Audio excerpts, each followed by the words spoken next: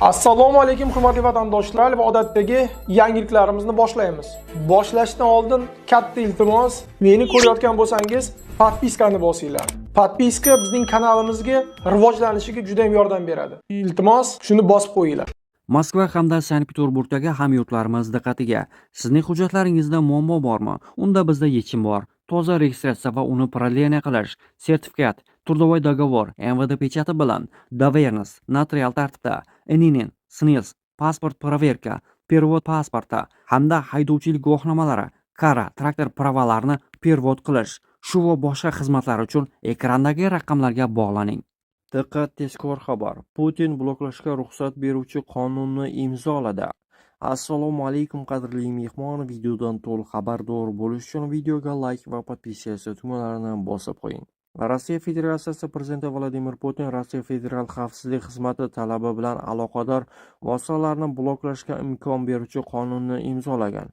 Hujjatda aloqa operatorlari prezidentning normativ-huquqiy hujjatlarida belgilangan holatlarda uyali aloqa va simli internetni cheklashi shart bo'lishi aytilgan. Bu choralar mijozlar bilan tuzilgan shartnomalarni buzsa ham blokirovkalar uchun aloqa operatorlarining javobgarligi olib tashlanadigan bo'lgan.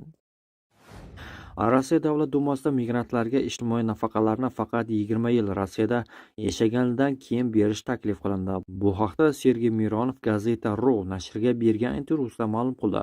Uning aytishicha, yaqinda Davlat Dumasi muhim tuzatishni qabul qilgan. Bolali oilalar yagona nafaqa olishi uchun kamida 5 yil Rossiyada yashagan va Rossiya fuqaroligiga ega bo'lishi kerak. Mironov buni yanada qat'iy qarorlar sari tashlangan birinchi to'g'ri qadam deb atagan. Uning ta'kidlashicha, ular ilgari hukumatga qonun loyihasini kiritgan bo'lib, unga ko'ra davlat qo'llab-quvvatlash choralari, nafaqalar, imtiyozlar, onalik kapitali, uy-joy subsidiyalari faqat Rossiya fuqaroligini kamida 20 yil olgan shaxslarga tayinlanishi kerak. Gap so'nggi yillarda ommaviy ravishda Rossiya pasportlari berilgan sobiq migrantlar haqida ketmoqda.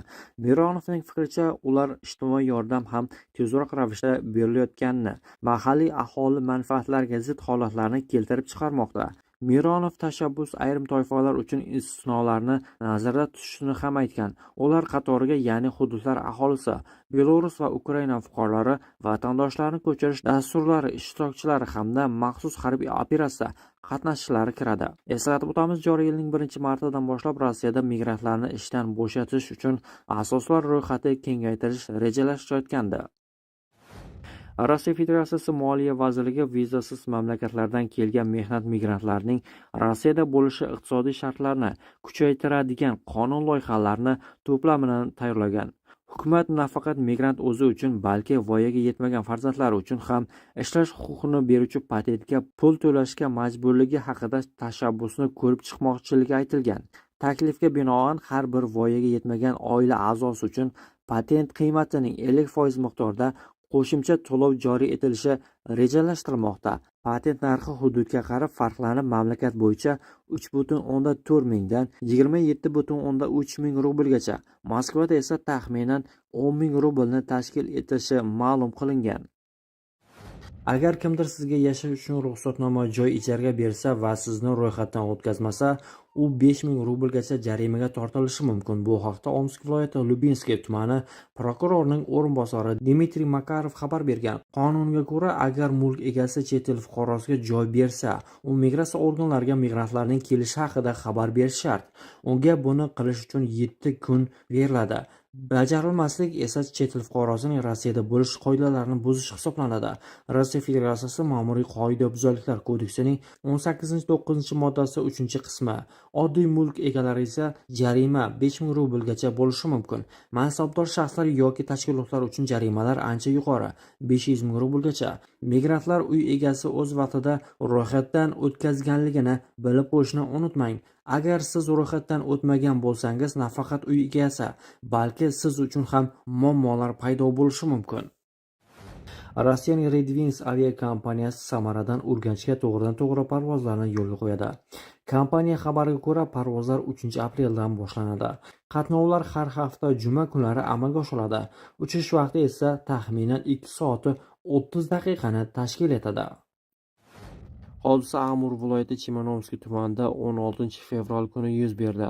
Voqeada Toyota Harrier haydovchisi qarama-qarshi yo'nalishga chiqib ketib, benzin tashuvchi avtomobil bilan to'qnashdi. Oqibatda Toyota avtomobili haydovchisi va 3 nafar yo'lovchisi voqea joyida halok bo'lganligi xabar qilinmoqda. Toshkentda noqulay ob-havo, ya'ni kuchli tuman sabab 4 ta samolyot boshqa aeroportlarga qo'nishga majbur bo'ldi. Bu haqda O'zbekiston Airports xabar berdi. Ma'lum bo'lishicha, 18 fevral kuni Toshkent xalqaro aeroportida kuchli tuman holati kuzatilgan. Qayd etilishicha, Centrum Air aviakompaniyasining Sankt-Peterburg-Toshkent yo'nalishidagi reysi Navoiy aeroportiga qo'ngan. Turkish Airlines aviakompaniyasining Istanbul-Toshkent reysi ekipaji Samarqanddagi muqobil aeroportga qo'ngan. Hozirgi vaqtda Toshkent xalqaro aeroportida samolyotlar odatiy rejimda uchmoqda. Cheklovlar reyslarni qabul qilishga o'rnatilgan, deyiladi xabarda. 16 fevral kuni Rossiya prezidenti Vladimir Putin va Qozog'iston prezidenti Qosim-Jomart To'qayev o'rtasida telefon orqali muloqoti bo'lib o'tdi. Bu haqda Kreml matbuot xizmati xabar berdi. Suhbat davomida Rossiya va Qozog'iston o'rtasidagi har tomonlama strategik sheriklik va ittifoqchilik munosabatlarini yanada rivojlantirish bo'yicha kelishuvlarni amalga oshirish masalalari muhokama qilingan. Ayniqsa, savdo-iqtisodiy sohasidagi o'zaro manfaatli qo'shimcha loyihalarni e'tiborga olishgan. Vladimir Putin may oyi oxirida Ostonada o'tadigan Oliy Yevroosiyo iqtisodiy kengashi yig'ilishida ishtirok etishini tasdiqlagan. To'qayev Rossiya prezidentini mazkur tadbir doirasida Qozog'istonga davlat tashrifi bilan kelishga taklif etgan. Taklif minnatdorchilik bilan qabul qilingan. Shuningdek, xalqaro kun tartibidagi dolzarb masalalar ham ko'rib chiqilgan. Politsiya xodimlari ko'ngillilar bilan birgalikda Kaluga-Obinsk va Borovsk tumanida yashovchi yoki ishlayotgan bir qator tekshiruvlar o'tkazdi. Maqsad Rossiyada ruxsatsiz yashayotgan yoki noqonuniy ishlayotganlarni aniqlash edi, deb xabar bergan politsiya. Bir necha kun davomida huquqni muhofaza qilish organlari xodimlari 300 dan ortiq yotoqxonalar va qurilish maydonchalari, bozorlar va migrantlar ishlaydigan boshqa obyektlarni tekshirdi. Ular 167 ta qoidabuzarliklarni aniqlagan. Ularning aksariyati yashash hujjatlarini olmagan, yana 33 kishi esa ruxsatsiz ishlagan. Eng jiddiy qoidabuzarliklar jazolandi. 44 kishi mamlakatdan deportatsiya qilindi. 32 kishi kelajakda Rossiyaga kirish taqiqlandi va 21 kishining ruxsat etilgan yashash muddati qisqartirildi. Bundan tashqari, noqonuniy migratsiyani tashkil qilganlik uchun 5 ta jinoiy ish qo'zg'atildi. Tekshiruvlar davomida ular federal qidiruvda bo'lgan 2 kishini ham hibsga olgani xabar berilmoqda. Rostov viloyatida migrantlarga sotuvchi va kuryer bo'lib ishlash taqiqlanadi. 1 apreldan boshlab mehnat muhojirlari kuryerlik, ulgurji yoki chakana savdo, oziq-ovqat, ichimliklar va tamaki mahsulotlari, haydovchi va mashinist, shuningdek fitnes markazi va quvur liniyasi xodimlari sifatida ishlash taqiqlanadi. 1 martdan boshlab xorijliklarga qimmatbaho metallar ishlab chiqarish va pochta xizmatlaridan foydalanish taqiqlanadi. Cheklovlar Rossiya Federatsiyasida patent asosida ishlaydigan chet el fuqarolariga nisbatan qo'llaniladi. Taqiq Yevroosiyo iqtisodiy ittifoqi mamlakatlari Belarus, Qozog'iston, Armaniston va Qirg'iziston fuqarolari uchun taalluqli emas. Sankt-Peterburg, Kaliningrad, Xanti-Mansisk avtonom okrugi va Voronoj viloyatida shunga o'xshash choralar allaqachon joriy etilgan.